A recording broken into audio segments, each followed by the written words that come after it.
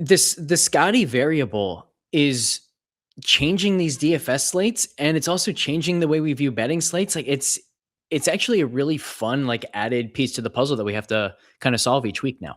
Well, it's funny because when you sent me over your simulations for this tournament, it has Scottie Scheffler. You have him at a 25% win rate, and Cameron Young comes in second at 6.4%. But then you take Scottie out of that market, and it's not like Cam Young goes from 6.5% to 13%. He just goes to 8%. So I thought that was really interesting and probably one of the main reasons to not bet in the non-Scottie market. At Mayo Experience.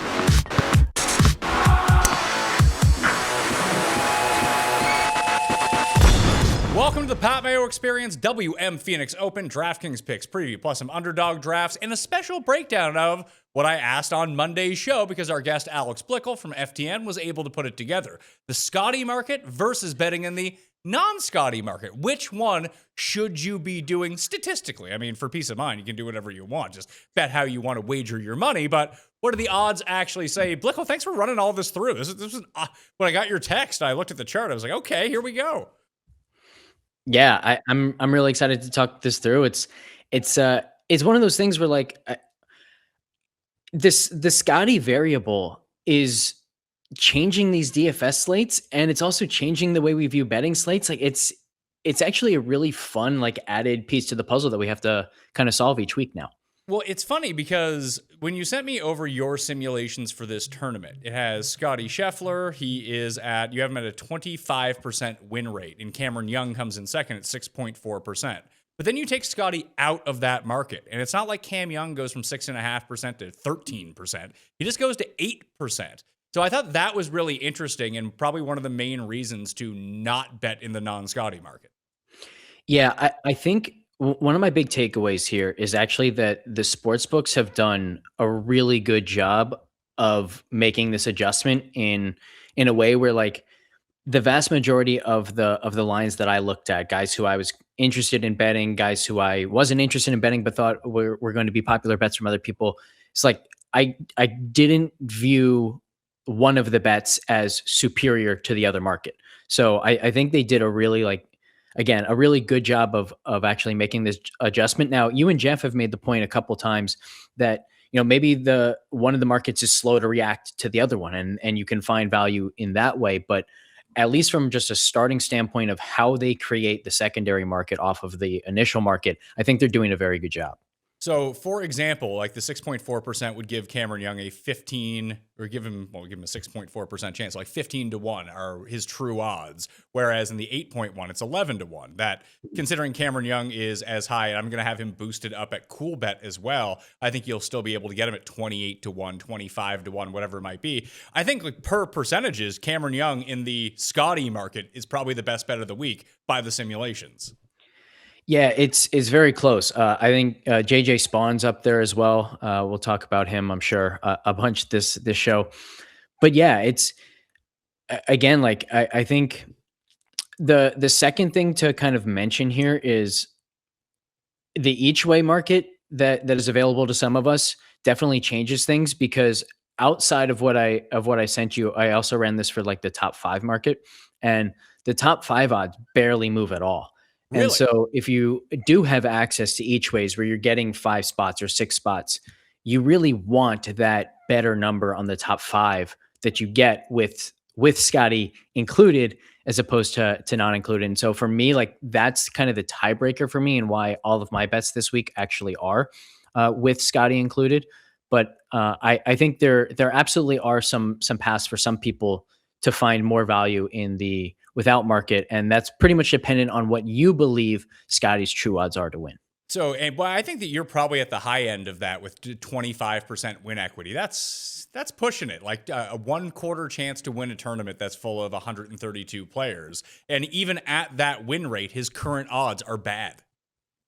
Yes. So this is, to me, like, the next really important point. I've heard from a number of people, including people I think are really sharp and do a fantastic job in our industry, that it's not worth going to the without market because if you really like those numbers, then it means you like Scottie. That's not true. And the reason it's not true is because when the sports books are setting the price for Scotty, like I think he's between like plus 220 and plus 240 on most books so far this week. But let's just say that he's plus 200. We're just going to simplify things. If he's plus 200, that means he's going to win once out of 3 times. So his implied win probability there is 33.3%. That 33.3% implied probability is not what the books believe Scotty's true win probability is. That means they think his true win probability is 26%, 27%, and they're applying a lot of juice to that. Same way that, NFL prop markets are consistently juiced more to the over than the under, because they know that's what a lot of people are betting. So if you think that, Scotty is more likely than that 25% to win, which I think is actually pretty reasonable. Like if you look, he won 30% of his events last year, 37% the year prior. He won his first event this year, and it looks like he's every bit as good as he's been the last 2 years. You can very much use those kind of 3 data points and say, okay, he's also playing in a weaker field this week than a lot of the signature events and major championships that he's played over the last few years. So maybe he should be 35 to 40% to win. Our simulations certainly don't show that, but I wouldn't have a great mathematical argument against that. But then what you have to realize is when these sports books are creating the without Scotty market, they're not using that juiced up implied probability. They're using their actual estimate for him. So if they think he's 25% to win, they'll price him at 33%, but then use that 25% number to make the adjustment. So there's plenty of room for you to feel like Scotty's more likely than the number that they're using to set that without Scotty market, which means you can find value there. And also it's still not good enough to then actually go bet Scotty. So I think that's kind of an important point. And the reason why there actually, I think, is a decent argument to look at the non-Scotty market again, if you think that they are underestimating his actual win probability. So the biggest one that sticks out from your chart, again, is just Cameron Young, because you have him as second in terms of overall win probability. In the without, so you would say that in the with Scotty market, 15 to 1 would be a reasonable odd for him, and the without would be 11 to 1. Taking a look at both of those numbers, in the with, it's currently 24 to 1. I think you can get that up to 25 or 28, depending on where you look. In the without, at least the one that I'm using, he's down to 16 to 1. Like, I don't want to give up that percentage of my pot on the off chance that Scheffler wins and Cam Young comes in second. That I think people forget, and we see this in the simulation odds, and you even mentioned it in terms of the top 5 odds, that if guys are around the leaderboard, just give me their chance to win. I'm not playing for a second place finish. Yeah, it also very much depends on the quality of the player and the type of player. Like when Cam is on, his A game can beat anybody, right? There are also players, especially down the board, who like there are some who are something like plus or 130 to 1 in the Scotty market, and then 70 to 1 in the without Scotty market. And basically what that's saying is this player's A game can't beat Scotty's B game. So he needs Scotty to play poorly and for him to play really well. Whereas someone like Cam Young is going to be less affected because when he plays his best, he actually has a chance to beat Scotty's A- game or something like that, right? So definitely want to consider the type of player, and you're more likely to find value in the non-Scotty market and guys who you think of as having like a bit of a limited ceiling. The other swing back that I don't know if there's any quantifiable way to actually track this, but you, as someone who tries to qualify for the U.S. Open every single year, has played with some of these guys, that a second place finish, in my mind, is more meaningful to a Matt McCarty than it is for a Cam Young, depending on what the situation is coming down the stretch. That we saw this with Poulter at the Players that year that Siwoo won. He played for second place. He's like, I'm not catching Siwoo. I'm not trying to make hero shots here. Gimme that second place check, where some of the higher end guys still might try to get super aggressive to try to make that comeback with 4 holes left. Like, oh, I need to go birdie, birdie, birdie here, where other guys are like, man, if I come in second, I get this huge check. I get in the signature events. Like, there is a mentality to that with some of the weaker players in the field. Or at least, it doesn't even need to be a weaker player in the field. It could just be someone with one mentality versus another mentality, which we're just never going to know. That's a really good point. And it's not just about like what they'll do if they're in position to get second place but can't really get first place, but it's also like, do you have confidence in the guy to hit the shot he needs or make the putt he needs to win? Whereas maybe you kind of like the idea of having him playing for second instead of first place down the stretch, because then he's not going to be under that kind of pressure. And so maybe like a Sahith Theegala, hasn't exactly done great when he's been under the gun with the chance to win. So maybe that's another kind of archetype of player, if you will, who's going to be better in the without Scottie market. The other kind of swing back to that, I suppose, would be like just consider the 15th hole here, that par 5 that everyone can get to in 2. It has the water in front of it. That if let's just take Cam Young as an example, he hits like a bad drive and ends up in the rough, and he's, I don't know, like 260 away or something like that.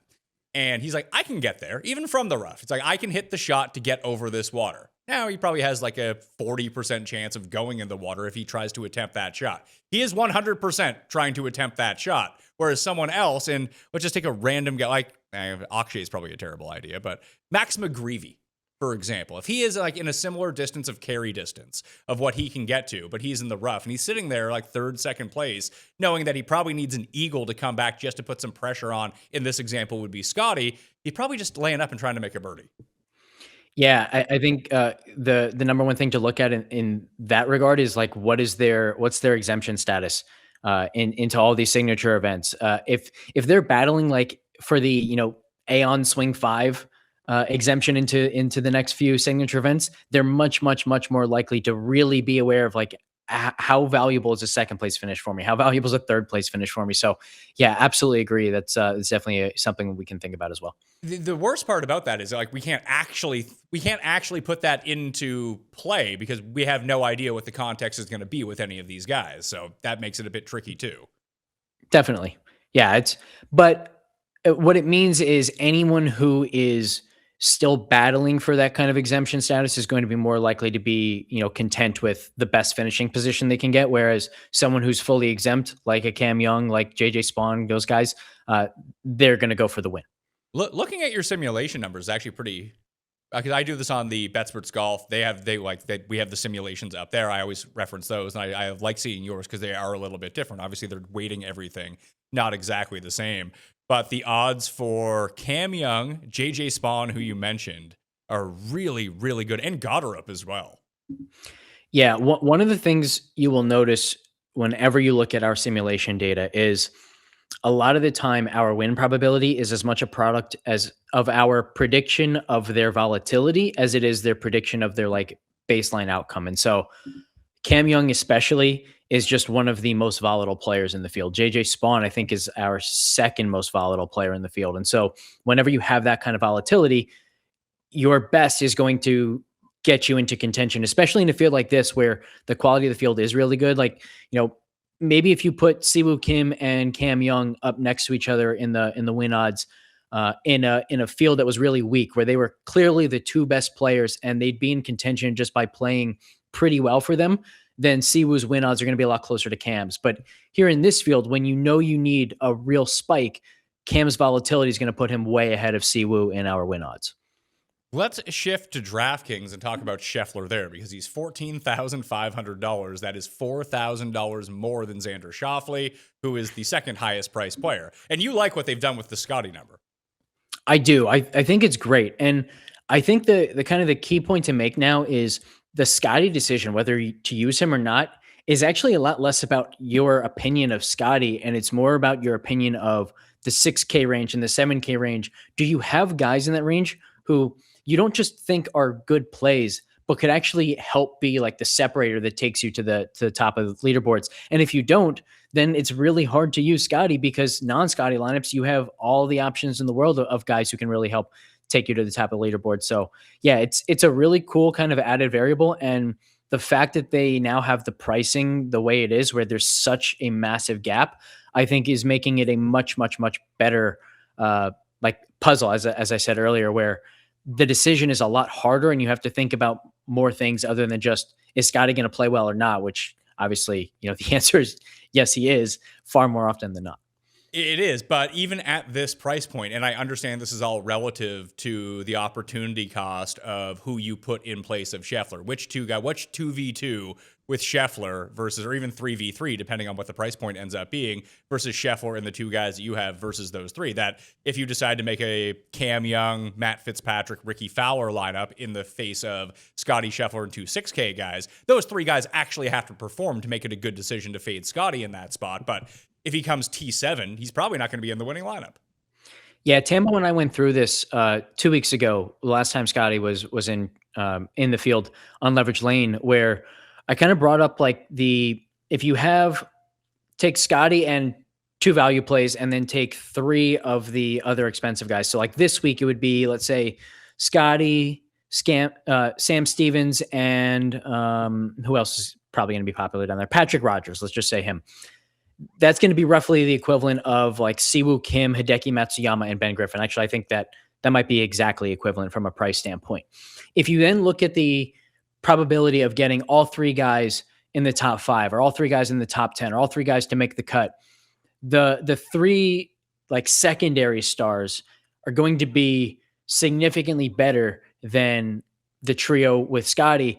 But the trade-off is you're much more likely to have the actual winner if you use Scottie. So there is that trade-off. But then again, like I get to the conversation of, okay, but if Scottie wins, that does help you. But let's say he's 30% owned, 40% owned. I don't know exactly what that number is going to be this week, but it's not helping you separate from the field because so many other people have that guy, right? So the value of finding a winner with Siwoo, Hideki, or Ben Griffin is going to be more valuable than finding the winner with Scottie, but it's just less likely that you're going to have the winner. So again, like it's just this really fun thing to think through that I think last year, before they got pricing anywhere close to this correct, it just made the Scottie slates a little bit more kind of mundane and boring because you kind of had to use him for a lot of the season. So for you, listen, most people do not max out their 150 lineups. It just takes a lot of time. It takes a lot of money. Not everyone is doing that. So I assume that most people who are watching this show aren't doing that. Maybe they're playing 50, 25, 20. And I know that you do a good job of breaking that down. If they are someone who's going to play 20 lineups this week, how much Scheffler should they have? Is it an all-in or all-out situation? Because if you're all-in, you want to try to get as many different combos with these bottom guys as possible. That's where it becomes a problem for me in a big way, because it just feels, not that it's easier to pick even the lineup that I had up with Griffin, Matsuyama, and Siwoo Kim. Like, I can turn that into Cam Young. Actually, you know what? I'll throw in the optimal lineup, the one that was up here that I generated from BetSportsGolf.com. Connors, Griffin, Kitayama, Morikawa, Poston, and Spawn. All 6 of those guys, in my mind, they don't have a good chance of winning. But if you saw them winning at the end of the week, it wouldn't be like crazy to think about. Poston is probably the worst of that bunch, and he tends to play pretty well both in desert climates. He's been playing well in Phoenix over the years. Morikawa bounced back at $8,500 versus what you now have to do with the Scottie lineup where it's Stevens and Rogers, but you still only have $7,000 remaining that you do need to take 2 6K guys and maybe move up 3 more guys right around like a Jagger, Kiefer, and Colley, something like that. In my mind, the one that the optimal spit out, that type of lineup, I feel more comfortable with, and I don't know if that's right or wrong. I don't know either. I'm with you. I think this is my preference as well, to go with the non-Scottie route. And I think part of that is like in PGA, especially when we have a cut, I'm always seemingly drawn to the lineup that maximizes the weakest link of the lineup. Like if I have a really strong weakest link in the lineup, I feel very good that week. So I'm kind of always going to be drawn to the non-Scottie side of things. But there's also like a clear breaking point. I don't know what the breaking point would be where Scottie gets low enough in ownership where now that flips. And now it's like, okay, well, actually Scottie can become a little bit of a separator this week. So I do want him. I'm curious your thoughts on this. I was talking to Tambo about this and we were kind of torn where I could kind of see Scottie's ownership going down versus the last event because he won by a bunch, and yet it was still clear that non-Scottie lineups were very much in play. A lot of them contended. Some even had takedowns, and you had to be absolutely perfect next to Scottie because there just weren't enough value guys who actually finished high enough at like a reasonable ownership where you actually could have gone to that lineup. His thought though is, okay, but people are going to think of it more simply than that. They're just going to think the last time Scottie played, he won by 1 million, and he's going to win a ton of tournaments. So he thinks the ownership might go up. So I'm curious your thoughts. Do you think last event made it so that Scottie will be more popular or less popular this week? I think it's going to be, this is tough because this field is so much stronger that you feel better fading Scottie with the names that you can get into your lineup. But even if we throw it back up with the 2 names that you put in, people like playing Sam Stevens. People like playing Patrick Rogers. I think you can probably get away with a pretty good lineup that you feel okay about with Scottie, even though that means that you just don't have any of the like Strakas or Connors or Nick Taylors and guys that have a legitimate chance to win this week. Like if you tried to build this out with $7,000 remaining, what do we do? I think people will somewhat gravitate towards Jaeger because he's been pretty hot coming in. I like Alex Smalley this week at $6,800. That gets us back up to $7,200. You can go with Finau, Grazerman, Michael Kim, Davis Thompson, Niergaard Peterson. Let's go with Niergaard Peterson and throw him in. I think that lineup is appealing to a lot of people, and you can make it even a little bit different. If there's someone up here, even if you wanted to go the Daniel Berger, Kitayama route, or you really want to get back to Goddard, because Goddard rated out really well for you, right? That was a player that kind of stood out. So let's throw Goddard in this spot. Then we need to save ourselves $1,000. Is there anyone at the very bottom that we could go to? Not really. I don't mind Adam Shank, my main man shooter, Canadian shooters down here. Zach Bashu, that guy paid off for me. He was probably a part of the optimal lineup when Scottie was at Amex. Like there are guys down here, but I don't think the casual people will end up like maybe they'll use Toasty because they've heard the name before or they played Mortal Kombat in the 1990s. But once you start trying to build a lineup like this, I think it gets a bit trickier. That maybe Berger was a good cutoff point, that we throw Berger in, then you still have $7,000 for a player. That I could see a lot of lineups like this, for example, like Akshay 69. Let's throw in Akshay and be on our way. But I definitely think that this is a good look for a Scottie lineup. It's what a lot of them will look like, and I think it also makes the point of like you can have a lineup that has Stevens and Rogers or two or three of these guys in a non-Scottie lineup. So in order for Scottie lineups to be really popular, people can't just have two guys that they like down here. They have to have four guys they like down here, five guys they like down here. And that to me is going to be the big question is there enough love in the upper 6K, low 7K range for Scottie lineups to be a comfortable build for most of the field? And I don't really know the answer to that question yet because, again, as we related to like the Amex a couple weeks ago, the names in this range absolutely are better than the names in this range 2 weeks ago. And so if people were, almost 30% of people went to Scottie 2 weeks ago, they're going to have better options down there than they did. So in that regard, you could say, okay, it should be more than 30%. But the flip side of that is the 8K range, the 9K range is so much better this week. So there's an opportunity cost to going down into that 6, 7K range that maybe didn't exist to the same extent at the Amex. I'm actually leaning, I think at this point, to saying he's going to be less owned this week than he was 2 weeks ago. But that's prior to me doing any of my like actual ownership analysis. That's just kind of a gut feel going into the week. So we'll see, but that's where I'm leaning at the moment. Well, let's just take this. Who do you think will be the most popular non-Scottie guy near the top? Cam Young or Hideki? Oh man. I almost want to say Siwoo. Really? He's been so good to start this year. And yeah, the thing is projection models absolutely love him. And if you're not going to Scottie, I think what a lot of people are doing is they're saying, okay, I think I have a better chance for 6 for 6 if I don't use Scottie.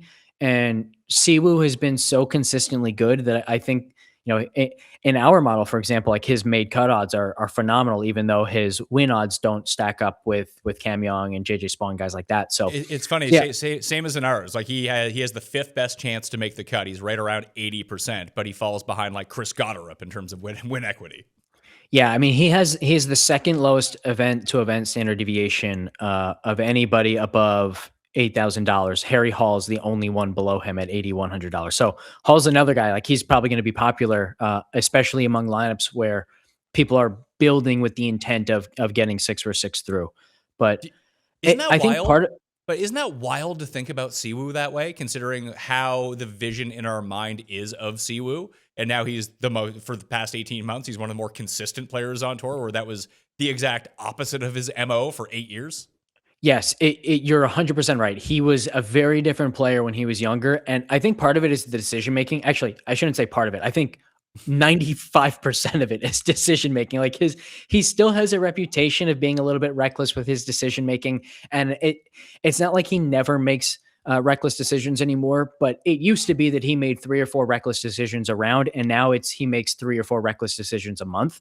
And you add in just like the consistency of his tee to green game, and like Scotty, and it's almost criminal to compare anyone else to Scotty at this point. But the thing about Siwoo is he's extremely accurate off the tee. He's really good with his irons, and he has a great short game. And so when you have all three of those strengths, accuracy off the tee, really solid iron play, and a great short game, any one of those three skill sets can be off in a given day. And it's just not going to affect your score that much because those other aspects are going to make up for it. And so that's why I think Siwoo has been so consistent. And then the other reason why he's consistent, ironically, is because he's consistently bad with the putter. Like we think of inconsistency always being a bad thing, but sometimes consistency is bad when it means that you're always losing strokes and you're never getting those spike weeks. So yeah, he's like everything about his game has made him a really consistent player. And that consistency, unfortunately, as good as it is also the thing that's keeping him from ever being in contention and actually winning some of these events. So again, just to sub out that lineup to see what it looks like without Scotty. So we had Scotty in, we have now removed Scotty and put in Siwoo Kim at $9,900. And we can see the rest of the lineup that we have going on. We saw Berger, Stevens, Jaeger, Akshay, and Smalley in here. But now we have basically $5,000 to throw around. So how do we improve this to what you think that people will do? If they are starting with Siwoo, they've decided to avoid Cam Young and Xander at the top. Do they go and race to get another $9,000 guy in here? Or do they take a look at this like mid-range where people love Thagala this week? I'm not crazy for thinking that, right? Yeah, I don't think you're crazy. I think people will prefer Goddard, but it could very much be both. I mean, Goddard at $8,300, like that's just a really, really bad price, right? Like we're seeing it. Goddard has leveled up. That we always kind of look for, the elite drivers as kind of signs of potential. If they can drive the ball like the absolute best players in the world, all they have to do is be pretty good in the rest of their game, and they're going to be in contention a lot. Goddard has done that. He's now neutral in approach and around the green play. He's a better than average putter, and he's one of the best drivers in the absolute world. So he's going to be in contention a lot, and he's just not priced for it. So I think he's going to be one of the more popular guys this week. You can build again. I think Harry Hall has a chance to be really popular at $8,100. Really? Actually, you know what? Pearson Coody might be even more popular than Harry Hall because he should be. Yeah, Coody, like Goddard, is really, really good off the tee. Not just like a good driver for a weak field. You put him in the strongest field possible, and he's still going to be one of the best drivers in that field. So yeah, he's going to be really popular. And this is also one of those events. Like I always think that driving is incredibly important. This is one of the events where basically the entire industry recognizes at this course you have to be good off the tee. And so yeah, I think Goddard and Coody are probably the next two clicks when you're not using a Scotty lineup. And the other thing I'll say, just to backtrack for a second, is like we put Siwoo Kim in this lineup, but I think what we're actually going to see at the top of the board is that in non-Scotty lineups, there's going to be a very healthy mix of the guys up top. There isn't going to be one guy who really stands out, and there probably isn't going to be anyone who really slips through the cracks. Well, like maybe I think Xander's going to fall through the cracks. Interesting. Very possible. He came in lower than a lot of the ownership projections around the industry. We kind of got it right in his last event, but I almost felt like we lucked into it because we weren't right about who this team was going to. Like I thought it was going to Cam Young. It went to Hideki Matsuyama instead. So I can't really give us credit for being right about Xander because we were wrong about where that Xander ownership was going. But yeah, that definitely could be the case, especially because then he didn't play well at all. And that's a continuation of a disappointing last season from him. So I wouldn't be surprised if he does slip through the cracks, like you said, but I think there might be a better chance of that from Sam Burns or Victor Hovland or JJ Spawn or someone like that. But yeah, you know what? Ricky Fowler, $8,900. I do feel pretty confident that he will be, under 10% at least. Well, how about Brooks? Because I bet Brooks to win this week. I liked everything I saw from Brooks, and I love that he putted like absolute garbage. And now we're getting him back at a place where he makes everything. Just continue that tee to green, warm up a little bit. Like if that was his warm up event, I think we're in line for maybe some. If you can fix the putting, I don't know what the hell is going on with his putting, but it's been 18 months now that he can't putt anymore. And at no point in his career was he ever bad on the greens. Well, the other thing is, like, anyone who was watching the tournament saw Koepka speak, because they really milked the fact that it was his return to kind of elevate broadcast numbers. So we heard a lot from Koepka last week, and basically every single time we heard from Koepka, he talked about how he hates Poe. So now, is he talking about the way that he hates Poe if he's putting well that week? Of course not. And so part of the reason why he was saying that was just because he was having a really bad putting week, and wants to believe that it's something other than my putting stroke is screwed up and I really need to work on this. So, there's a self-belief angle there, but yeah, I think the field is probably in line with you, which is, we saw what we wanted from the tee to green game from him. He was talking about how impressed he was with his own tee to green game and how pleased he was with the current state of it. So I wouldn't be surprised if he's popular.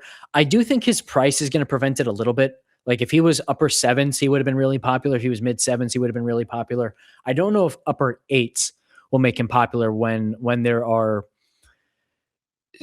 guys who are actually in good form and have, similar past pedigree. The weird thing with Koepka is, like, when you think back to his days on the PGA Tour, and I know this event was an exception, he was never a dominant, like, regular season, if you will, player. He got up for the major championships. And so now that he's back, is that going to be different? Now that he has to grind to get into the signature events, is that going to be different? Is he approaching the standard PGA Tour events now in a different way than he was when all he cared about was major championships? I think the answer is probably. And he's at least said all the right things in terms of, really welcoming and being super excited and loving that grind again, which he didn't really have in the past years, right? Like, when he was last on the PGA Tour, nothing about the PGA Tour season was a quote unquote grind for him. It was, I've got all the exemptions I need. I've got all the money I need. All I want is major championships.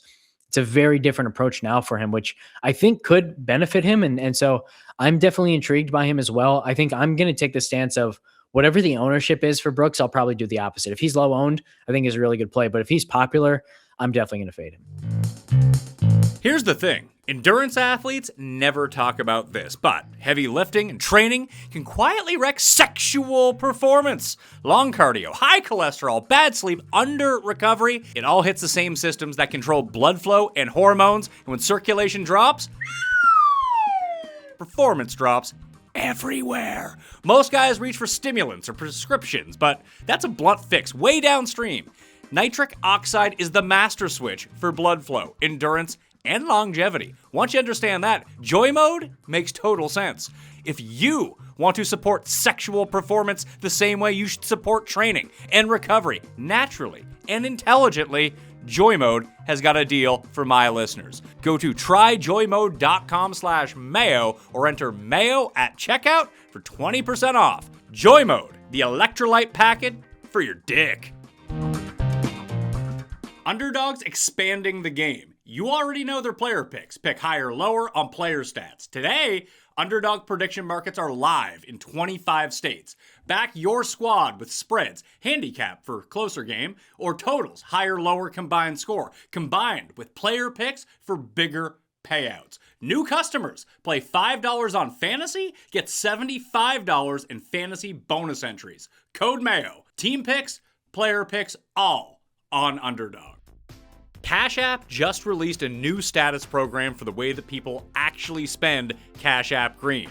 It unlocks new ways for you to pay, get rewarded, and easily grow or manage your money on your terms. Now, when you spend at least $500 a month with the Cash App or Cash App Pay, you earn green status, which unlocks benefits like up to $200 of free overdraft coverage, higher borrow limits, and custom personalized cashback offers every Friday at places you love to shop. Turn everyday spending into status with Cash App Green. Download Cash App today or visit cash.app/new to learn more about this and other great features launching now. For a limited time, new Cash App customers can earn $10 if they use code CASHAPP10 in their profile at signup and send $5 to a friend within 14 days. Cash App is a financial services platform, not a bank. Banking services provided by Cash App's bank partners. Prepaid debit cards issued by Sutton Bank. Member FDIC. Cash App Green overdraft coverage, borrow, cashback offers, and promotions provided by Cash App, a Block Inc. brand. Visit cash.app/legal/podcast for full disclosures. Maybe it's not necessarily the major. Obviously, he does gear himself up for the major championships. But what do major championships have in common with this tournament? I think there's one clear answer.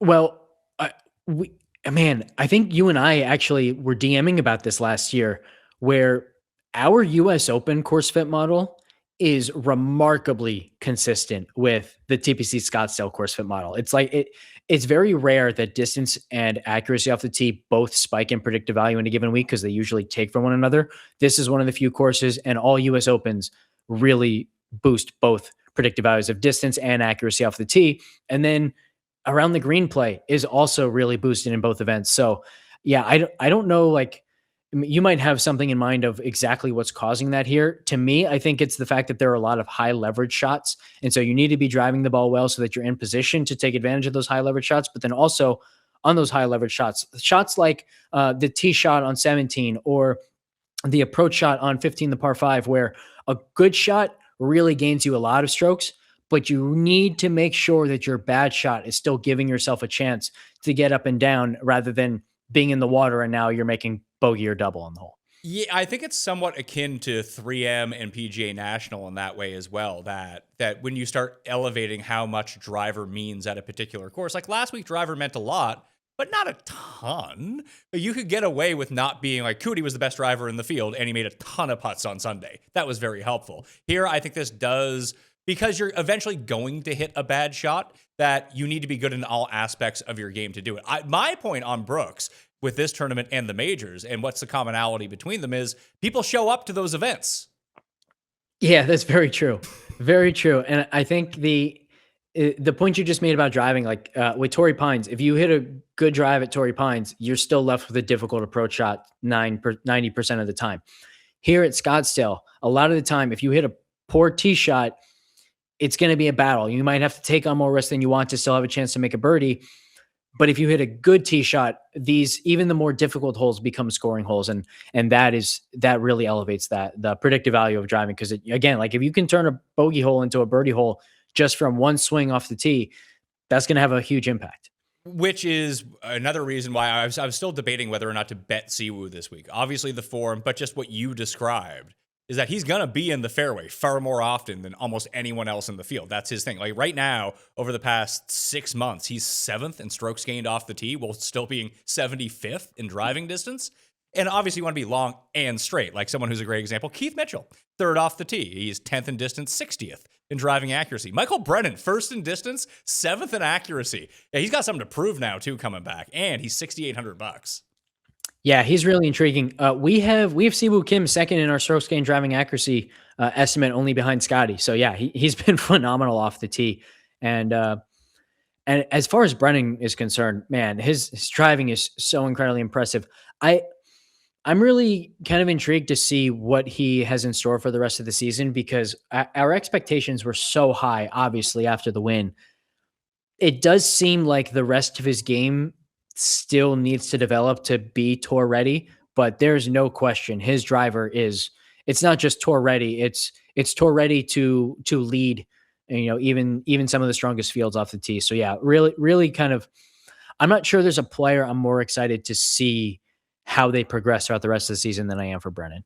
Well, for me, it's actually Johnny Kiefer, who does both driving and irons at a very high level, but dude cannot do anything around the greens. It's I won't say it's embarrassing, but like, man, you're on the PGA Tour now.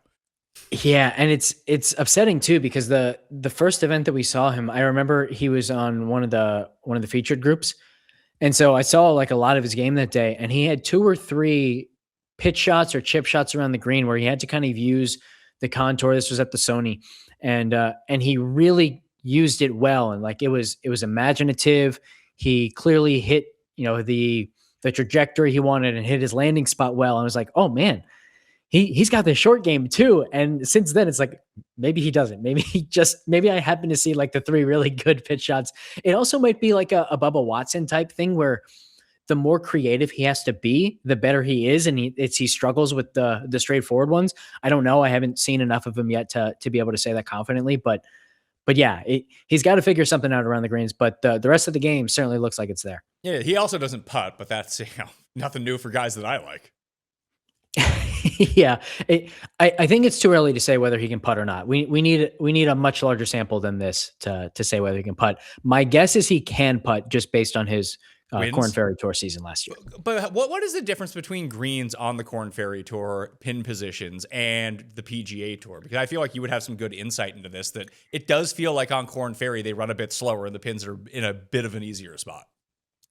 Yeah, I think it depends on the course. I mean, I think the biggest one is that the PGA Tour courses just have so much money poured into them to make sure that, all of the green speeds are exactly where they want them, and the consistency of the roll in the greens is exactly where they want it. So you definitely run into, I mean, like the overall quality of the Corn Ferry Tour greens are still very good. Don't get me wrong, but you do run into more weeks, especially as they travel outside of the US like they are early on in the season, where you are going to run into weeks where greens are slower, they're a little bit bumpier.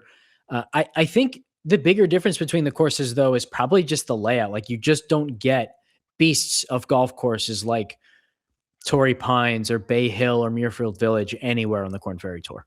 That makes actually a ton of sense. I did want to review Showdown from last week because I was preaching the stack up the North Course the first 2 rounds. I put in $1,200 on day one. I got 700 back. But only 6% of the field stacked the North Course, which I think every lineup inside the top 200 was a North Course stack.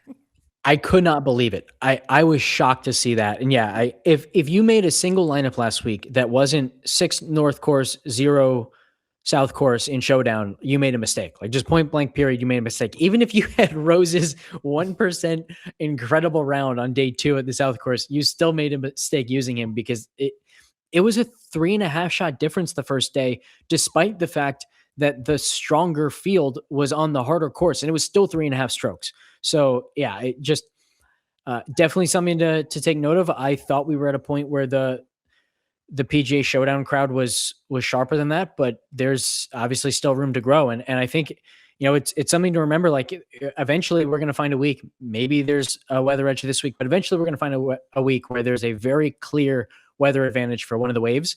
And that Showdown result, the North Course not being stacked more than it was, is going to give me confidence that the field will not be stacking the correct wave as often as it should.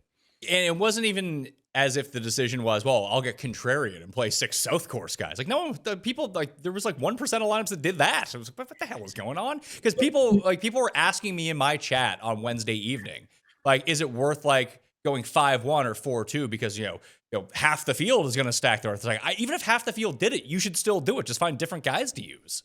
Yes, especially because it was half of a full field. Like, there were still, I think if you just looked at the number of guys who were on the North Course in each day, it was still probably larger than the field in most signature events.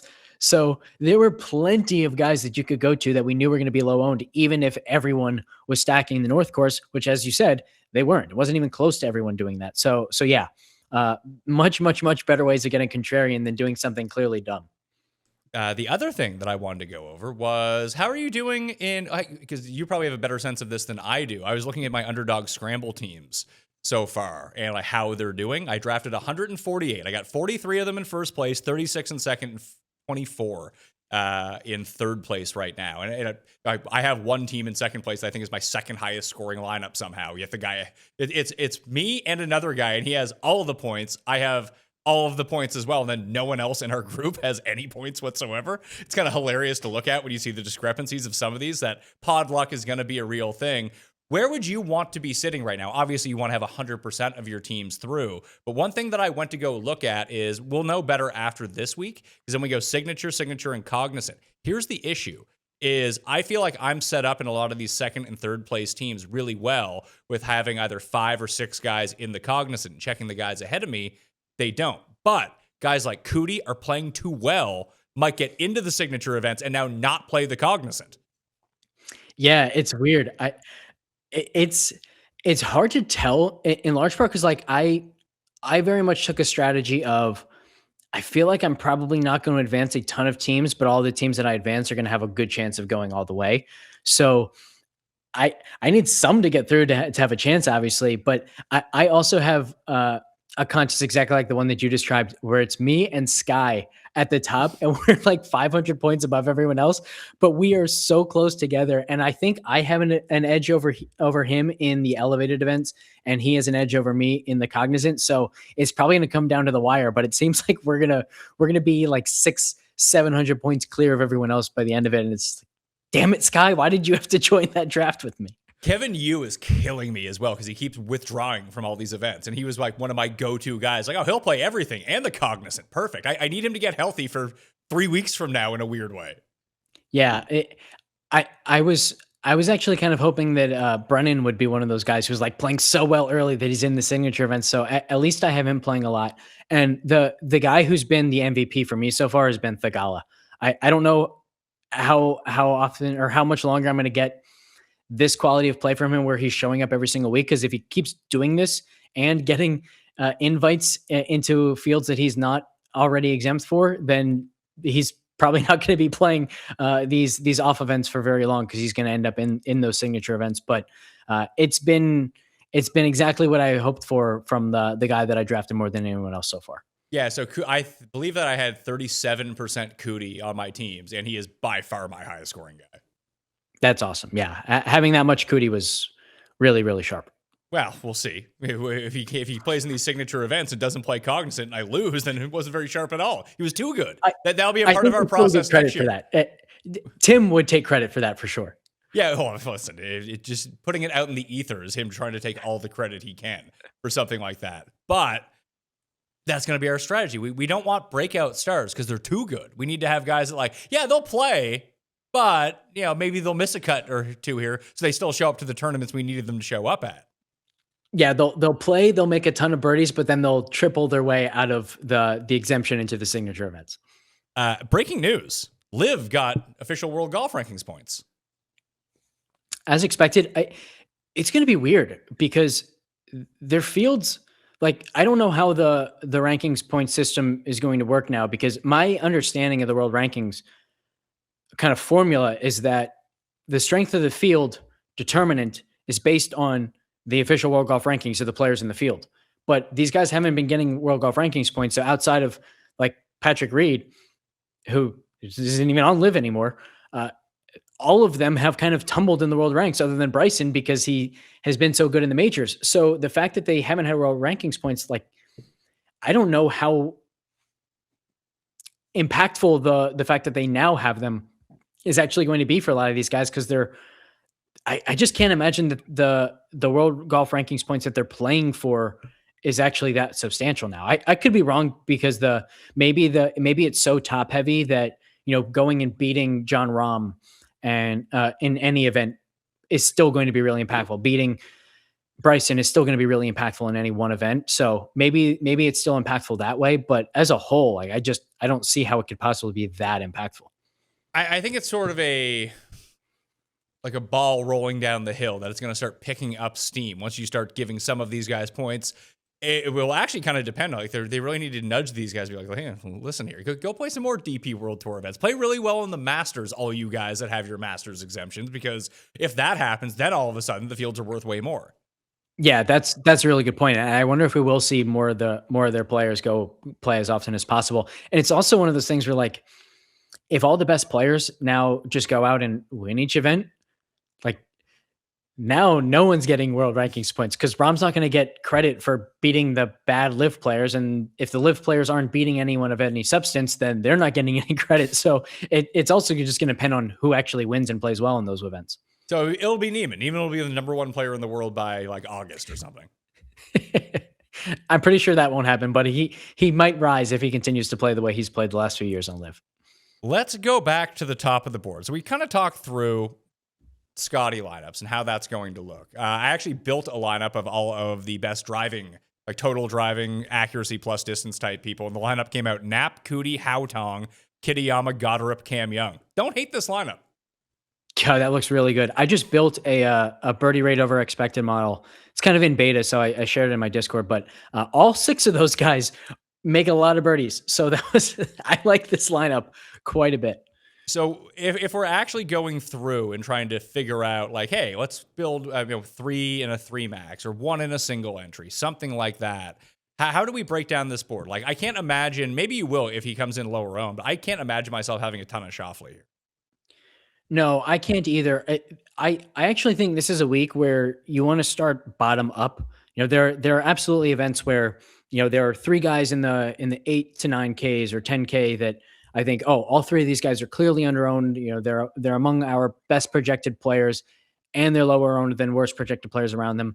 This to me seems like a week where I want to start by picking my favorite 7K guys, 8K guys, and then just kind of using the best plays up top that fit with those guys. And because I don't have a way to like strongly say that, Ben Griffin is a better play than Sam Burns or Matt Fitzpatrick. Maybe I give an edge to Cam Young over anybody else, but outside of that, it's going to be really difficult for me to feel strong enough about like one 9K guy over the others if the others fit better than he does in my lineup. So I think I'm going to build bottom up this week and feel pretty good about that. So how low would you go? I'm scrolling up from the bottom. I don't think anyone is here yet that you would want to use. I could use my guy, Captain Phillips. I like Carl Phillips. He's good. Maybe. I'm not sure. I'll be higher than that as my lowest guy in, I think. All right, so no Eckroat, Potgieter. We got some Billy Horschel on the go. Stop me when I say a name that you like. Hoagie, Valamac, Woodland. Are you a Woodland guy? I used to be. This kind of gets to my point about driving being so incredibly important. Driving is largely an indication of potential. If you're a really good off the tee player, then because that is the only skill that affects every other aspect of golf, you just have a better chance of improving by marginally improving the other aspects of your game. The problem with Woodland is, as good as he is off the tee, we know who he is in the other 3 categories. Like, he's been playing for so long. He's been the same player for so long. He's a good iron player, especially a long iron player, but he's not good around the greens and he's not good on the greens. And I just don't see that changing anytime soon. So his ceiling at this point in his career, I think is really kind of stunted, but it's also worth just kind of monitoring where his ball speed is, because he's dealt with so many health issues that if the ball speed does come back to the point where it was 5 years ago, 6 years ago, then all of a sudden I'd say, oh, okay, now maybe I'm interested again. But the first name I'm interested in is on your screen now. It's Michael Brennan. Okay, it wouldn't be right. I didn't even realize Ryan Fox was in this field. He's $6,700 somehow. He's like the 41st ranked player in the world. Oh, that's a good point. I didn't really give him much credit either. He doesn't project as well as Brennan for us, although I will say, like, there's a lot more uncertainty around the Brennan projection because it's so hard to figure out exactly who he is at this point. Like, we know who he is off the tee. We don't know with Brennan was his fairway to green game that we saw when he played well and won. Is that closer to who he really is in that area? Or is it the guy who stunk, early in the season this year in those areas? I don't know which one is actually him or which one's closer. We kind of have him somewhere in the middle, but if one is more correct than the other, then we don't have him projected correctly. So I think we're probably a little bit more likely to have him slightly overprojected than underprojected, but there is a chance that we have him underprojected and he's actually like one of the absolute best plays in this field. So like I said, I like Brennan. SH Kim is also a little bit interesting here. What do you think of him? I prefer Smalley. I was giving a look to SH Kim for a first round leader, something like that. I like Smalley on these types of putting surfaces. I think his overall tee to green game is really good. And I was watching highlights from last year. And he was like draining 25-foot putts. I was like, oh, Alex Smalley, here we go. Yeah, I like him. His tee to green game is really consistent. It actually hasn't been over the last like 6 months. He's someone that I actually used a lot of last year because he was consistently popping in our models and he would just stink. And so I kind of have almost a bias against him at this point. But as soon as we see, his tee to green game form returning, I'm probably going to be all over him again. So don't hate that call at all. He was bad last week. He was pretty good at the American Express. He was pretty good at Sony. SH Kim, I don't know. I don't really know what to make of him. Mac Meisner makes a ton of birdies. Yeah, Meisner's the guy down here that I think could be really popular. I don't again, Really? like I don't have my actual ownership process done yet, so don't quote me on any of this stuff yet, but if I had to guess the 3 like most popular players under let's say $7,300, I think I would go Rogers, Sam Stevens, Mac Meisner. I think So, I think that Sam Stevens makes the most sense of any of these guys. But just to quickly go back with Fox, Fox has a bunch of distance. He has no accuracy in his 2 starts here. Like he can't gain off the tee because he hits it in the middle of the day. I like Ryan Fox at links courses. That's where you want to play a wide open course where he can just hit the ball wherever and then utilize the rest of his game. This is not one of those places. yep, agree completely. It's anywhere where distance is predictive and it's stealing a lot of the predictive value of accuracy off the tee. Fox is going to project a lot better than he does here, where both distance and accuracy are really meaningful. I think that for GPPs, even in single entries, I think that you'd be crazy not to take a shot on Akshay at $6,900. You might hate me for saying this. Did you see him on TGL? Because he was money all night long, and if nothing else, it's a reminder that hey, this guy's actually really talented, and if he plays well, like if everyone under 7,500 played their A game this week, would anyone beat Akshay? I don't think so. Isn't that usually a good enough reason to take someone at $6,900? Yes, I think it's a great reason to take someone as long as he's low owned. If he's really chalky, then that's not a good reason because then you kind of want to think about like, okay, so like one of the ways that I approach PJ GPPs is just thinking like I'm much more likely to get a takedown if I have a 6 of 6 in a week where only 3% of lineups have 6 for 6 than I am in a week where 20% do. So I kind of want to build lineups under the assumption that it's going to be a low 6 for 6 week, which means I need a lot of the chalky plays, especially the chalky fragile value plays to bust. So if Akshay were popular, I like actively want to go away from his volatility. But if he's low owned, then that volatility and the fact that his A game is as good as anyone's down here absolutely is a great reason to play him. So I don't think that he is going to be popular. That would be my guess, but we'll see when the projections actually come out. You can find that at betsportsgolf.com inside the rabbit hole in the optimizer. You can sort by ownership projections. If you're a Fantasy National member, obviously you have access to the rabbit hole as of right now, and the lineup generator and the ownership projections are just going through a redesign at Fantasy National. So they should be back by next week. Maybe they'll be done by tomorrow, but developers, Alex, you know how that works. Sure do. Yeah, Jaeger. I don't know if Jaeger is going to be popular or not, and maybe he shouldn't be with his accuracy issues that we've seen. But the one thing I've found about his accuracy issues over the years is that it's not that he's bad at, just casually missing the fairway. It's like he's in the fairway or he's 40 yards away from the fairway. He either has it or he doesn't. He either knows what he's doing with his driver that week, or it could go anywhere in any given swing. The Farmers was definitely a very encouraging sign from him.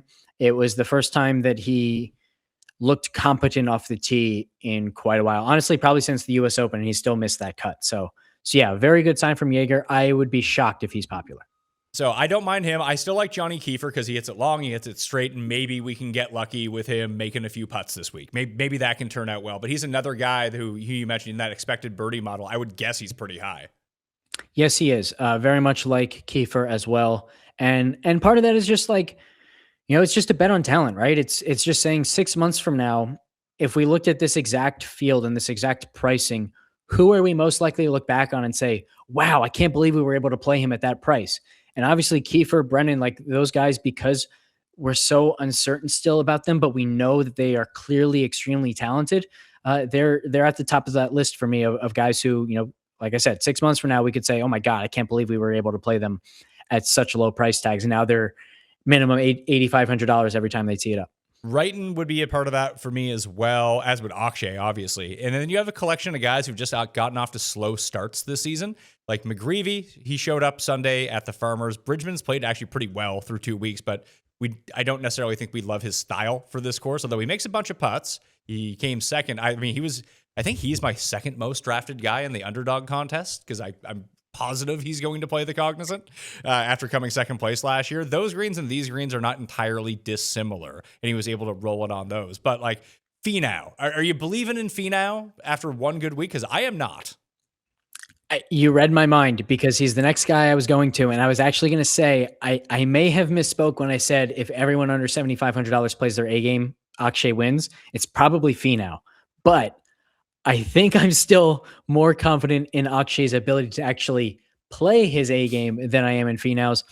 But it's not just one event. He was cut at the American Express, and we only had shot link data for one of his rounds, so take it with a grain of salt. But that round, he was really good with his irons and drove it well. The thing that I'm still stuck on with Finau is when we think of Tony Finau, especially the best version of Finau that we got in the last 5 years or so, we think of a guy who's long off the tee. He lost 5 yards to the field at the American Express and only gained 2 yards to the field at the Farmers. He gained 3 yards to the field at the Sony, where he was terrible.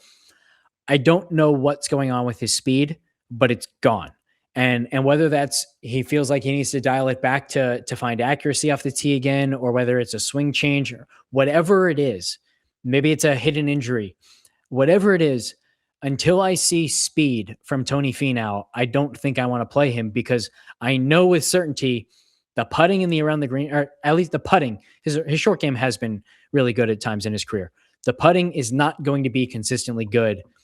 I need a consistently good part of his game other than just the iron play. And if I'm not getting it from speed, I'm not getting it anywhere else. So I'll be out on Tony until we see that distance really jump again.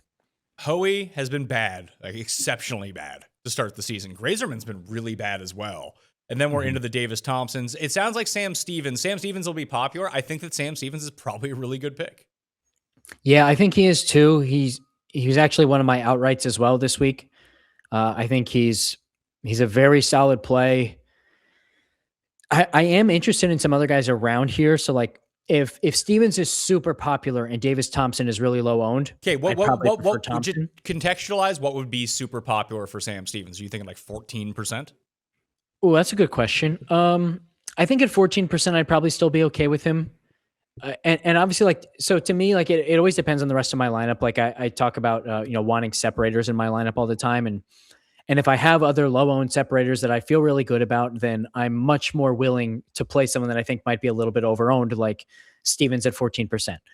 So I don't think that would turn me off to him. But man, if he's 20 to 25 in single entries, that's probably an auto fade for me. Not necessarily because I think he's a bad play at that standpoint, just because it means that there are going to be guys that I like more around him. So unless I needed 2 or 3 guys from that range, then I'd probably just pivot. Would you put any faith into Michael Kim, who has said this is a spot where you want to play him? Coming off a back injury, I was talking to him. He says his back is fine now. No one's going to be using Michael Kim here. Yeah, I don't necessarily put a lot of stock into what players believe of like their own course fit, because a lot of the time when I've heard guys talk about like their own course fit, I look at the data and say, well, that's not true. He doesn't fit this well at all. But I do think Kim is at least a decent fit when he's healthy, because when he's healthy, he drives the ball pretty well. Right now, our off the tee estimates for him are not good, but there's a very reasonable chance that that's all injury related. And so a healthier Michael Kim would project a lot better than he does for us, in which case, if he's really low owned, yeah, I'd be a little bit interested. So then you also have the Marco Penge, Rasmus Nørgaard Peterson at 73 and 72, obviously elite off the tee with distance. Can they hit the fairways? This is what we're going to be finding out this week. You know who can with a bit of distance and some accuracy? If everyone wants to go to the big bomber Europeans, I now sound like Feinberg. But Thorbjorn Olesen had a really good... He got cut at the Farmers, but he played the South Course really well and couldn't make a putt. Yeah, he projects well for us. He projected well for us a lot last year, to the point where I almost stopped paying attention to it. But it did bite me that I didn't pay attention to it more, at least a couple times. So probably will pay a little bit more attention this year when he projects well, which he does this week. Of note, like his best finishes last year, like a T5 at the Valero. He was T7 at Myrtle Beach. He was 3rd, I believe, in Utah, T14 at Sanderson Farms and in Cabo. He was T14 at the 3M. He seems to do most of his damage in weaker fields, and I wouldn't classify this as a weak field. I'd agree with that. Let me ask you this. As it pertains to Marco Penge, are you more concerned about the illness or the club change to PXG?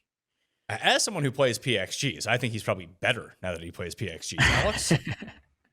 Good point. But even just a club change period. Not necessarily that it's 2 PXG, just the fact that he changed clubs and he hasn't been able to play because of the illness. Like, I do think there's a grace period that we maybe need to give him to adjust properly. But yeah, combined with the illness, I think I want to see it from him first, but we also might get to a point in the season where like the ownership is so discounted because everyone is taking that standpoint that they want to see it first, that it will become time to just bet on the talent for him. But I don't think I'm there yet. I think that I would rather play Rasmus Nørgaard Peterson this week at $7,200 because his form is a lot better. He won in Australia a month ago, and he came over and kind of hit the ground running. The other thing that you didn't mention about Penge and a lot of these European players, and we saw this with Bobby Mack when he first came over. Bobby Mack sucked when he first came over because he had like the sads about being in America. Yeah, that's also very true. I think, man, this range is like really intriguing actually, because you also have Novak, you have Higo, Minwoo Lee. I'm out on Higo. If this isn't a birdie fest weak field resort course, I don't want Garrick Higo. That's fair. I mean, his accuracy off the tee is a huge concern here. I definitely have concerns that he's just not going to handle the high leverage shots well. But Keith Mitchell, Max Homa, Haotong Li, I think all three of those guys for me are pretty clearly ahead of Penge, as is Andrew Novak, another one of our guys here. Friend of the show. You had him on the show. I played with him in the only Corn Ferry Tour event I ever played. So we love Novak here. So we have Brennan and Stevens. We put them in the lineup. I just put in Rasmus Nørgaard Peterson for the moment at $7,200. Would you rather play? So if we're trying to rank guys, and just don't think about ownership for a second. I know that's going to be contextually the decision that you end up having to make. But of this group of 75 and under type guys that we've talked about, clearly Brennan was your favorite of the sixes. I would tend to agree. I think for me, it's like Kiefer, Nørgaard Peterson, and probably Novak, honestly, or Berger. Yeah, I think I'll throw Keith in there instead of Berger and Nørgaard Peterson. But other than that, we're in lockstep. All right, so we'll throw in. Would you rather play Haotong or Keith Mitchell? Keith. Okay, so we'll throw Keith. I bet Keith Mitchell first round leader. Tune into Wednesday's show and sub to the newsletter. Then you can find out more of the first round leaders. He's 70-1 as first round leader. Like that's crazy. I love that bet. He's first round leader every 2 weeks. From this like 76 to 8,000, there's not very many guys. It's only Connor, Straka, Thorbjornsen, Nick Taylor, McCarty, Kitayama, Rasmus Højgaard, Nikolai, and Clark. The weird thing is, I think every single one of these guys is the type of player you want for this course. They're all kind of the same. This range is loaded. Thorbjornsen, Rasmus, Kitayama, Wyndham, Nikolai, and then you get to the Haotong and Keith Mitchell as well. Like it's a bunch of guys who most of them project very well. Some project only okay, like Wyndham Clark. But the thing about all of them is they're good course fits, and they're all guys who, if they play well, you know they're scoring like crazy, and they have the upside to actually contend. So, man, like honestly, one of the hardest parts about Scottie lineups is if you have Scottie, you're pretty much limited to max like two of these guys, unless you want to dig into like the really low 6K ranges, which I do not want to do. So that's like, to me, that might be the biggest obstacle to Scottie lineups, because I love this range. I would love to have 3 of these guys, even 4 of these guys in my lineup. How low can we go? Then you got to play my man, Captain Phillips. You got to throw him in there if you want to do it with Scottie. Who else? You know what? I'll go back to my main man. Where is he at? Zach Bashu. We'll throw him in. He's already paid off, or he still can't even get back up to another one of these guys. You can only play Keith Mitchell at that point. Yeah. Yeah, maybe you could go, like, if you brought Taylor down, you could maybe get Højgaard, more of those guys. Yeah, you could go Kitayama, Nikolai, Højgaard, and then you could turn Keith Mitchell into Wyndham Clark. You probably like Keith Mitchell better anyway. Yeah, I probably do. But it's close, because if you told me that both Wyndham and Keith are within 3 of the lead at some point on Saturday, I've got a much better feeling about Wyndham actually closing it out than Keith. So Thorbjornsen's there, although when you look at his around the green numbers, a lot was boosted up by that amazing bunker shot that he made on number 9 from like 47 yards away and just put the direct right spin on it directly into the hole. Don't think he's replicating that one too often. I think Nick Taylor is being wild. When you run your ownership projections, I think you're going to be shocked at how many people are not using Nick Taylor, who is off to a pretty good start this year, and this is his jam. Yeah, I think you're right about that. And Pat, that Thorbjornsen bunker shot was incredible. That's going to be one of my favorite shots of the season at the end of the year, like without question. That was awesome. So I like Nick Taylor here. I bet Matt McCarty at 80-1. I bet Straka at 80-1. I got the placements on them. And I like them as outright bets, but all things being equal with a lot of guys in this range, I think objectively Nick Taylor's probably my favorite, which seems to lack sense because he's the only guy actually in this range who doesn't do what we were talking about, what you want your players to do. Yeah, the thing with Taylor, though, is he is really good around the green, and that has been a huge part of his success here. And he's also really accurate off the tee, so he doesn't have the distance that's so helpful here, but the thing with Taylor is like whenever he gets to those high leverage shots, because of his short game, and honestly, like I think a lot of strokes gained around the green is actually like course management signal. It's not just how talented you are around the green. And so the fact that he has a really good strokes gain around the green tells us he has a good short game, but also I think it tells us that he manages his misses really well, which you really, really, really need to do here. And the fact that he has a good short game allows him to do that a little bit more judiciously than a lot of other players who they feel like, okay, if I put this in that back bunker to make sure that I don't end up short in the water, I'm not going to be able to get that up and down. Or if I miss, the green pin high right on 17, the drivable par 4, I'm not going to be able to get that up and down. Nick Taylor feels like I can throw it over there every time and I'm going to get up and down half the time anyway. So that's a good strategy for me. So it allows him a luxury in a lot of these high leverage shots where he can actually play a little bit more conservatively and still score, whereas some players actually have to take on a little bit more risk. He has played this event each of the past 11 years. That's wild. I would too if I had that much success. But the weird thing is he didn't. He was awful at this tournament for 8 years. Like he lost 5 strokes putting, 2 strokes putting, and since they're like whatever happened to him between 2022 and 2023, he came second to Scottie, then he won, and then he was T25 last year. He makes every putt at this course. That's a good point. I didn't realize how much better he's been lately here than he was at the beginning of his career. Check it out. I can throw it up on the screen for you right now. Just look at this. That's wild stuff. Yeah, it is. I think a big part of it is if you look at his around the green play throughout his career, always very good here.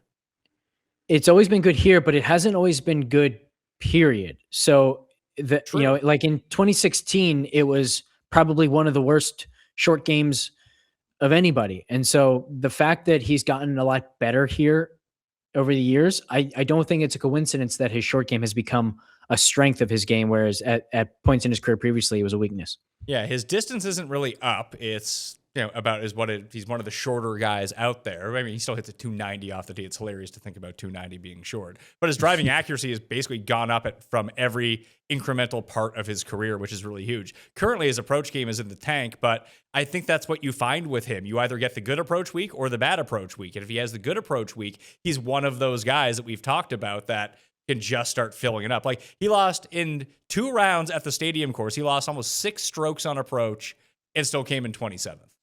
Yeah. He's off to a good start this year too. It's not like he's been bad by any means.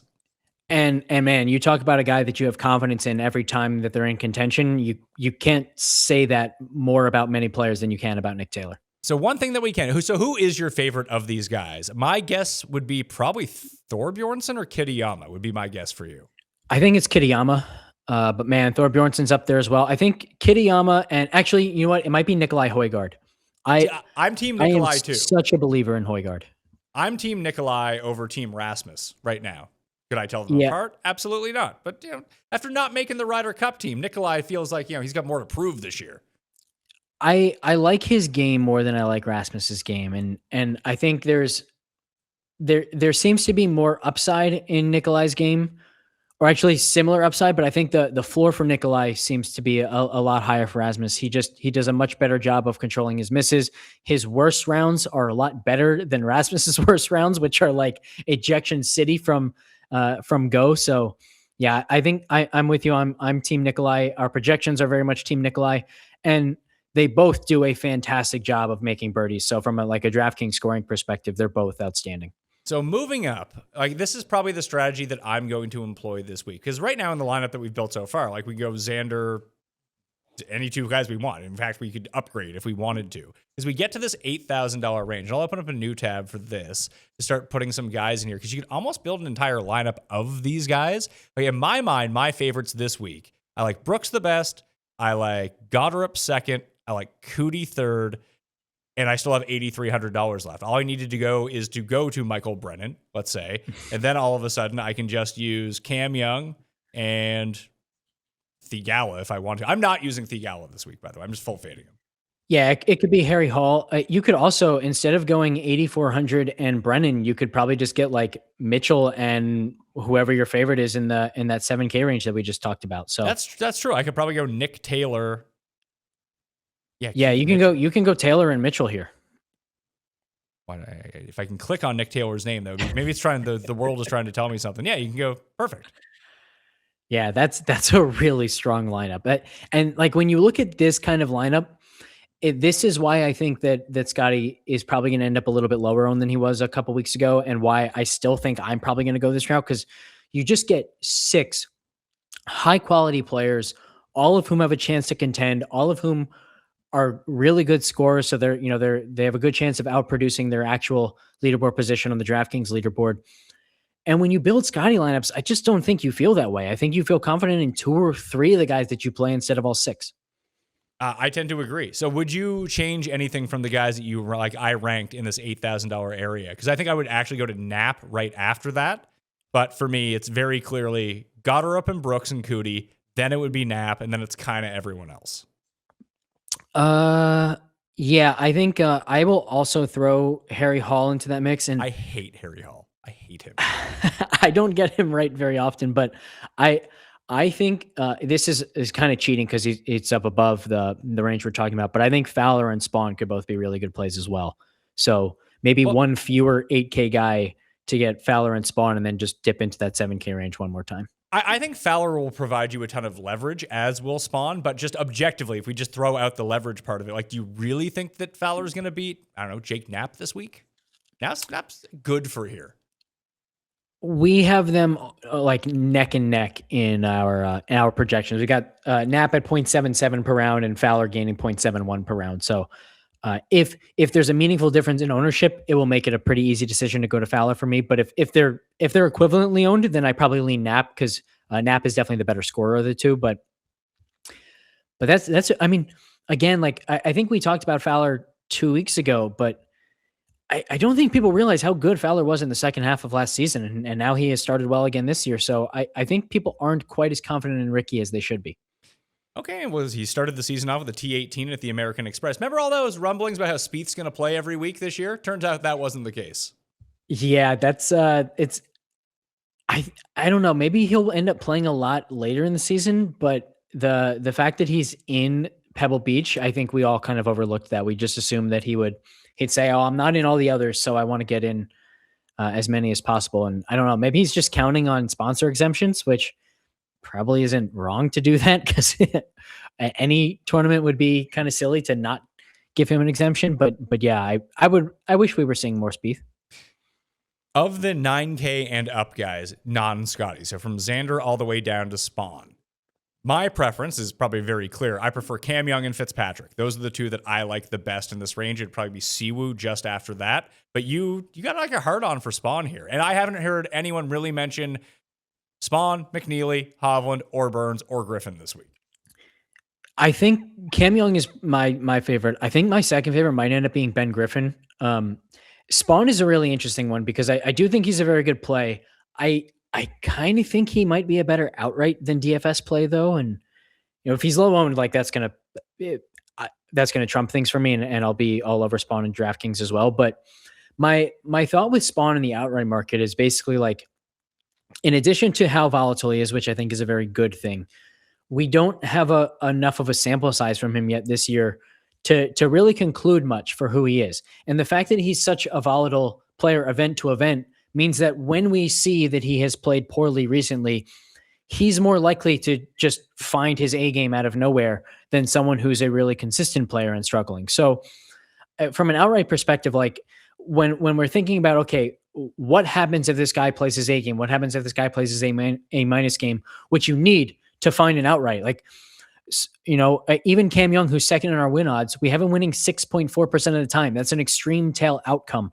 So when we're talking DFS, we do, even though we want ceiling, we do still need to think more about what is the baseline outcome. What's the median expectation for this player? What's the 70th percentile outcome, 80th percentile outcome, and how often do we get the 30th percentile outcome where he misses the cut or something like that, right? So that's where Spawn, I think, falls short of some of the guys around him, where from a tail outcome positive perspective, he's superior to the guys around him in my mind.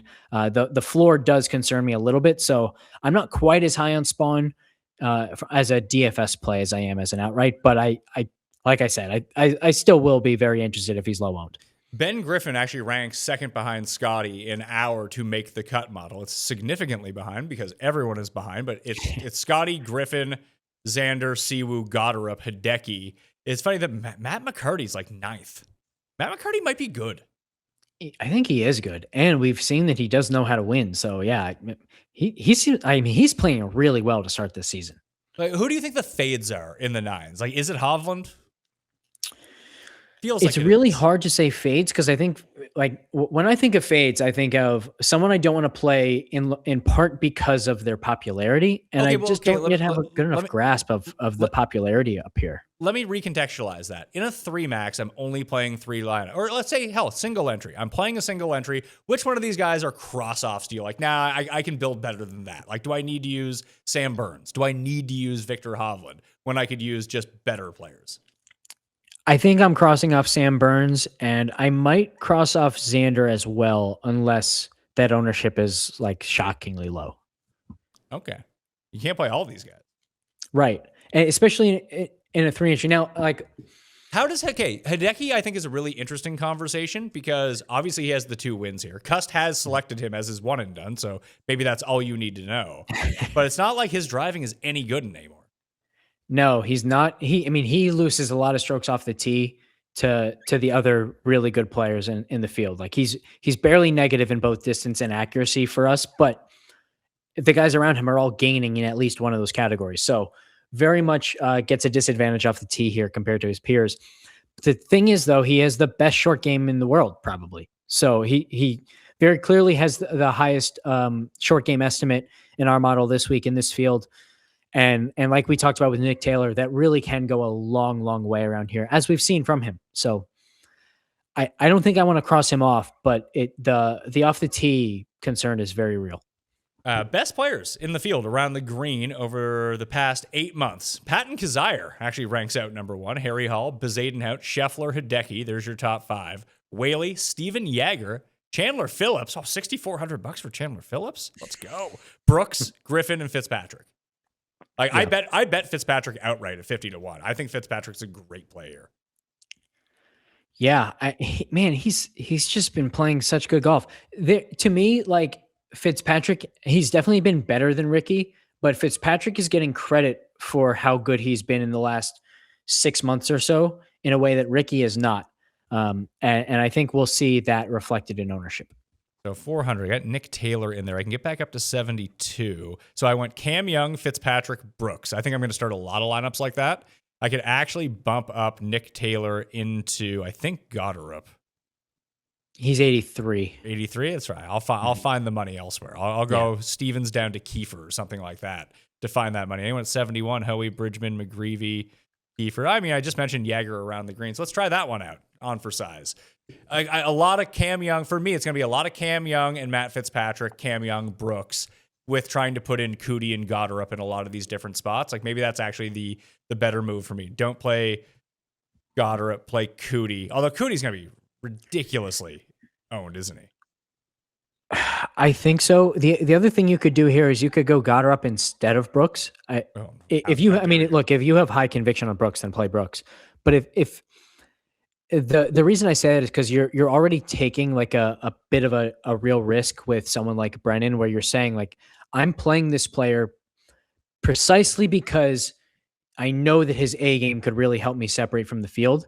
And if you're doing that and you get that performance from Brennan, then it makes sense to just, say, okay, well, I've already gotten that separation, so now I just want the highest probability plays. Wow, that change you just made is really strong. Like Yeah, so the that goes think about how much better the weak link is in this lineup than what you just had. It's a lot of, so the Brennan weak link turns into, so Stevens was in the old lineup. Now Stevens becomes the cheapest player at $7,200. I take Brooks down to Goddard and I can move Brennan up to Keith Mitchell, which does feel a lot better. Or I could keep Brennan and I believe move Sam Stevens to Nick Taylor if I wanted to. Like that's the other 2v2 here. So those are 3 separate 2v2s in this lineup. Yeah. And like all of them, I think are good options. And actually that's one way that you can play 3 entry where you have a core that you love. And then you just say, okay, what's the weakest part of this lineup? What's the part of this lineup that I'm most uncertain about? And I'm just going to deviate that 3 times and build it around the core. And boom, you've got your 3 lineups. That's a really, really strong way, I think, to play 3 entry max. So basically you end up going 100% 4 guys and then 2v2ing the bottom, or you could go 3v3, I suppose, if you wanted to. Yeah, it's honestly, it's a lot like playing single entry. If you're playing single entry, like everyone is 100% owned, right? So like there is no diversification. You can't feel like you're hedging in any way in a single entry. If you play a 3 entry like this, it's like playing single entry, except you got a do-over on that 2v2 that you weren't sure about. So we've done that. We've done that 2v2, and I can turn Mitchell into Taylor. Where am I missing my money here? I got to go back down to Goddard. Go back down to Goddard instead of Brooks, and then then it's Brennan and Nick Taylor with Cootie and Goddard. So the consistent 3 end up becoming Cam Young, Fitzpatrick, and Cootie. 3 guys I really like this week. Yeah, I think that's an awesome way to build, and those 3 lineups are all really good. All right. I think anything else that we need to touch on? I don't believe so. All right, that was great, Alex. Thank you so much. I'll actually put it up in the show, the simulation model that you sent me, as long as that's okay with you. I don't want to just throw up numbers you gave me. Yeah, it's okay.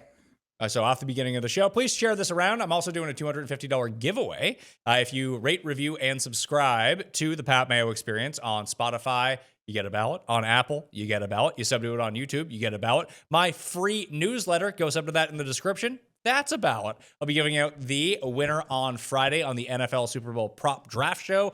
Do you have any specific takes for that? Like, should I call you up for that one, Blickle? Because I was going to get Breslin on as well. And maybe we talk through some Showdown. I don't think we need to talk like an hour about one Showdown game, but like 20 minutes on strategy. Or do you like Showdown? I love Showdown. If you asked me that question 2 years ago, I would have shrugged and been like, not really. The more I've played it, the more I think there's an edge. And this year I had a fantastic Showdown season, and it was basically just looking at one specific data point, and we have that data point for the Super Bowl. So I'm actually really excited for it. Oh, is that something you'd be willing to share or no? Yeah, very much so. We can talk about it more, but essentially it's looking at projected play volume for teams, and then just going very heavy on that team where like you're building a lineup that if most people looked at the lineup, they'd say, oh, you think this team's going to win by a lot. But the actual answer is, well, like if they do win by a lot, that'd be great. But this lineup could also work well in a competitive game where they just have a lot more play volume than the other team. And we do have a projected play volume advantage for New England this game. So FTN.com, also Blick's Discord, you can go check out for all of your extra info, right? Yes, and the data that you'll be sharing from the simulation with the non-Scottie market, that's all from FTN. So if anyone is using that and hits a winner this week, make sure you then go over and subscribe to FTN, and that way you'll be able to get that kind of data every single week. And I actually posted that non-Scottie simulation in the Discord. I'll be continuing to do that. I think at this point I'm pretty much committed to doing that every single time Scottie plays. So that will be a consistent offering over at FTN Fantasy. I like it. I'll share it around. Send me the link to your Discord as well, and I can link it back to you in that newsletter if you do want to check out what those simulations are saying. If you have an updated one, send that my way, because I saw Kevin Yu was in it, but he ain't playing no more. Breaking news before we go. Coolbet.com, which you can use if you're in Canada outside of Ontario. The PME boost came in. Cameron Young, 30-1. That's awesome. Go bet that immediately if you have access to it. I got access to it. If you're in Canada, outside of Ontario, just hit the description. You'll get a bonus, and you'll get access to the PME exclusive boost. We got Olympics ones up there already as well if you want to get ahead of the game. All right? I'm Pat Mayo. Thank you all for watching. We'll see you next time. Pat Mayo Experience. Experience.